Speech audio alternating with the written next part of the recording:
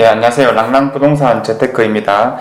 자, 오늘은 투자를 진행하는 와중에 우리가 생길 수 있는 어려움들에 대해서 한번 이야기를 해볼까 합니다. 특히나 좀 많이 나오는 사항이 어떤 거냐면, 내가 투자를 하려고 마음을 먹으면 보통은 지역에 대한 분석이 많이 들어가거든요. 그래서 뭐 정보를 들었다든지 아니면 내가 직접 찾았다든지 해서 어떤 지역에 관심을 가지게 되고 조금 마음에 들어 할 만한 물건들을 발견하는 겁니다. 자, 근데 이 A와 B 아파트가 너무 인접해 있다 보니까 이 두 개는 거의 흡사한 거예요. 자, 그래서 매물들을 한번 찾아봅니다. 자, 네이버 부동산 같은 곳에서 매물들을 찾아볼 수가 있겠죠. 그래서 A 매물들을 한번 보니까 그나마 제일 괜찮다고 나온 게 중층에 수리가 어느 정도 된 곳이 한 3억 정도에 나왔고, 그리고 B 매물도 뭐 고층에 한 3억 2천 정도에 나왔다. 자, 그럼 여기서 질문하죠. 무엇을 사야 될까? 어차피 외부 호재라든지 주변 환경들은 인접해 있기 때문에 동일하게 적용된다라고 쳤을 때 A를 사는 게 나을까? B를 사는 게 나을까? 이 둘의 차이점은 거의 없다 보니까 나도 아직까지는 경험이 별로 없고, 그래서 주변 잘 아는 부동산에 물어보죠. 가장 가까운 부동산 갔더니 A가 낫다 그러고, 어떤 곳은 또 B가 낫다 그러고, 조금 더 나은 측면이 있다 하더라도 그만큼 가격이 더 붙어 있기 때문에 실질적으로 우리가 판단하기가 힘들다라는 측면이 있거든요. 그럴 때는 어떤 것들을 활용해 볼 수 있을까 한번 고민을 해보다가 이 각자 아파트들이 가지는 잠재력을 한번 분석해 보자라는 생각이 들었거든요. 잠재력이라면은 거래 내용, 과거 내역들을 통해서 한번 알아볼 수가 있을 겁니다. 자, 과거 내역들이라고 하면 단순하게 말해서 국토부 실거래가이거든요. 자, 우선은 좀 예시를 들 수 있도록 한번 아파트들을 선정해 보도록 할 건데, 이런 식으로 아파트가 만약에 붙어 있다라고 하면은 어떤 호재가 혹시나 있다 하더라도 동일하게 적용이 될 거잖아요. 그러면 이 둘 중에는 뭐를 사는 게 나을까 많이 헷갈리실 겁니다. 그래서 이런 것들을 한번 분석하는 방법을 오늘 얘기해 볼까 하거든요. 자, 우선은 국토부 실거래가에 들어가서 이 각자 아파트들이 어떻게 거래가 되었는지 한번 찾아볼 겁니다. 우리가 일반적으로 많이 사용하던 방법이 이렇게 주소를 다 친 다음에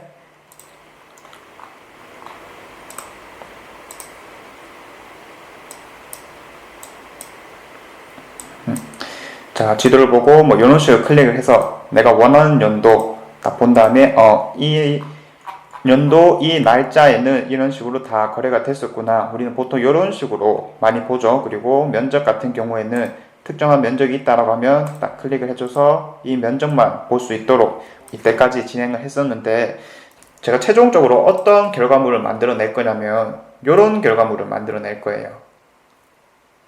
이게 뭐냐면은 각자 연도에 해당 면적이 어떻게 거래됐는지를 쭉 적어 놓은 거거든요. 근데 이거 하나하나 일일이 보고 치면은 조금 귀찮을 수가 있기 때문에 국토부 실거래가 공개 시스템에 보면은 실거래가 자료 제공이라는 게 있습니다. 그래서 이런 것들 살펴보면 거래됐던 것들을 엑셀표로 받아볼 수가 있어요. 그래서 원하는 연도 1년씩 조회가 가능하거든요. 1월 1일부터 12월 31일까지로 하고 아파트, 그리고 내가 원하는 아파트의 주소를 한번 클릭을 해줍니다. 면적도 내가 85제곱미터 이하를 보고 싶으니까 이렇게 해서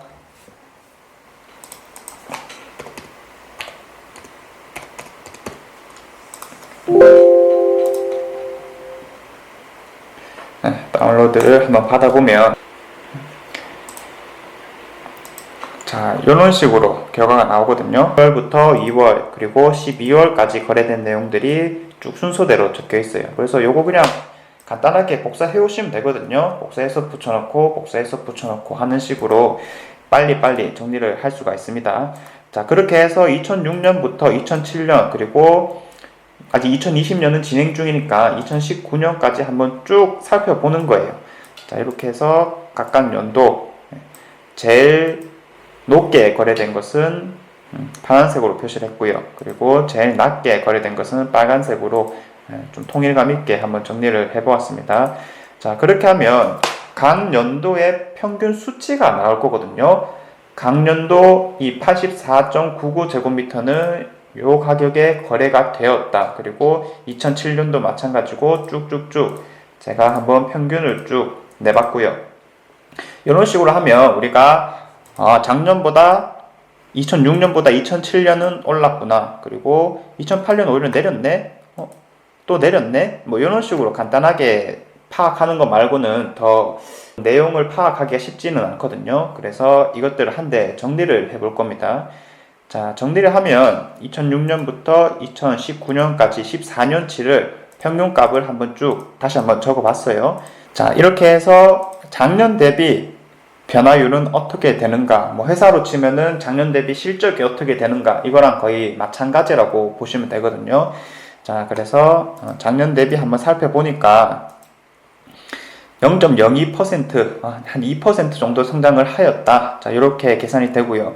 그리고 떨어진 때도 있었고, 그리고 오른 때도 있었고, 이렇게 해서 이 년도에는 조금 많이 올랐구나, 또 많이 올랐구나, 작년에 비해서. 그리고 조금 다시 떨어지기도 하고 떨어지기도 했는데, 이 14년 동안에는 평균적으로 얼마만큼의 성장을 하였는가, 자, 이것들을 한번 살펴볼 필요가 있을 거거든요. 일단은 2006년에 대비해서 2019년을 따져보면은 한 7천만 원 정도 평균적으로 올랐다라고 보는 건데, 이거는 매년 몇 퍼센트 성장을 한 것이냐, 한 3% 정도로 성장을 한 것이다 라고 보시면 돼요. 3%. 이게 단리가 아니고 복리 개념인 거거든요. 3% 올랐으면은 거기에 또 더해서 3%가 오르고, 이런 식으로 올랐다는 거예요. 자, 그리고 매입 시기, 만약에 내가 2006년에 샀다라고 했을 때 각각의 연도는 이 매입 시기에 비해서 얼마만큼의 누적 성장치를 가졌느냐. 자, 2007년은 당연히 1년밖에 안 됐으니까 똑같을 거고요, 값이. 그리고 2008년은 오르긴 했었는데 내리기도 했으니까 총 성장률은 똑같다, 0%다, 이렇게 보시면 되는 거고요. 그리고 다소 내린 때도 있었지만은 결국 올라가지고, 내가 만약에 14년 동안 가지고 있었다라고 한다면은 한 38% 처음에 투자했던 돈에 비해서 그 정도 올랐다라고 보시면 될 거예요. 결국 부동산이 오르고 내리는 요인들은 우리가 예측할 수가 없는 거잖아요. 이 요인들이라고 하면은 주변의 호재라든지 아니면 기대 심리가 많이 작용되는 부분이 있는 건데, 이러한 부분들에 대해서는 정말로 신내림을 받지 않은 이상 내가 쉽게 예측을 할 수 없는 부분이기 때문에 이제껏 과거에 어떤 결과물을 가지고 왔는가, 이런 것들로 지금 살펴보고 있는 거예요. 자, 그리고 바로 옆에 있는 아파트, 자,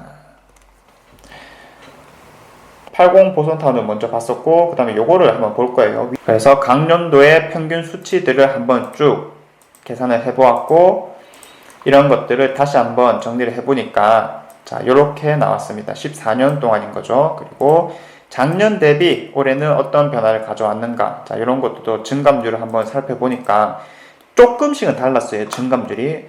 예를 들어서 2009년에 이 아파트는 80 보성이라는 아파트는 조금 내리기도 했었는데, 태왕 그린힐즈는 좀 올랐었구나, 차이점이 조금 있네.